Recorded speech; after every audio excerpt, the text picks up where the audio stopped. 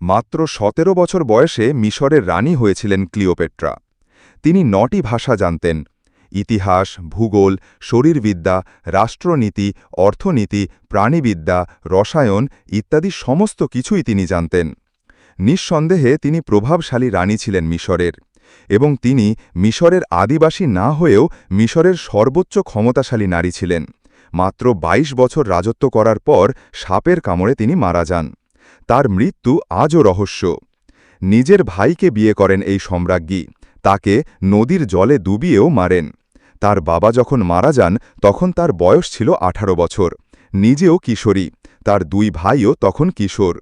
সেই সময় বাবার মৃত্যুশোক কাটিয়ে তিনি ১৮ বছর বয়সেই সিদ্ধান্ত নেন যে তিনি তার ২ ভাইকেই বিয়ে করবেন, এবং তাদের বিবাহ করেনও।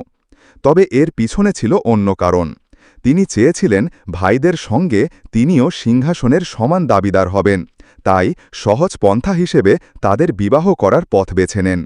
তবে এটা খুব অবাক বিষয় ছিল না, কারণ তার পরিবারে তার বাবা মা ছিলেন সম্পর্কে ভাই বোন, আবার তার অনেক তুতো ভাই বোনও নিজেদের মধ্যে বিবাহ করেন।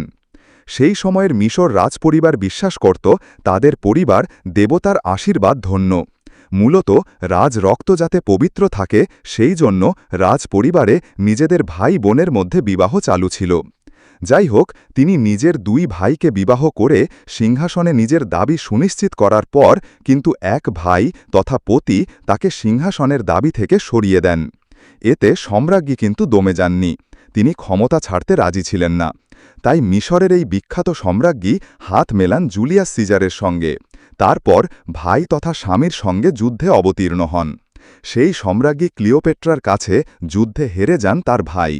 ক্লিওপেট্রা আর তাকে বাঁচিয়ে রাখার রাস্তায় হাঁটেননি। নীল নদের জলে ভাই তথা স্বামীকে ডুবিয়ে হত্যা করেন অতি সুন্দরী সম্রাজ্ঞী ক্লিওপেট্রা। বলা হয় ক্লিওপেট্রা নাকি নিজের সৌন্দর্যকে ব্যবহার করে অনেক শক্তিধর রাজাকে সেই সময় এক এক করে বশবর্তী করেছিলেন। তাদের কাছ থেকে রাষ্ট্র সংক্রান্ত অনেক গোপন তথ্য নিজেকে ব্যবহার করে আদায় করে নিতেন ক্লিওপেট্রা। ঠিক এভাবেই তিনি অ্যান্টনি নামক সিজারের এক সেনানায়কের সঙ্গে সম্পর্কে জড়িয়ে পড়েন এবং নিজের সঙ্গে মিশরের স্বার্থ রক্ষা করে চলেছিলেন। বলা হয় তিনি আননোন 9 দ্বারা চোজেন 1 হিসেবে বসেছিলেন মিশরের সিংহাসনে কোনো এক বিশেষ লক্ষ্য পরিপূরণের জন্য। সেই লক্ষ্য পরিপূরণ হয়ে যাওয়ার পরেই তিনি সর্পাঘাতে মারা যান। কিভাবে মারা যান তিনি আজও রহস্যময়।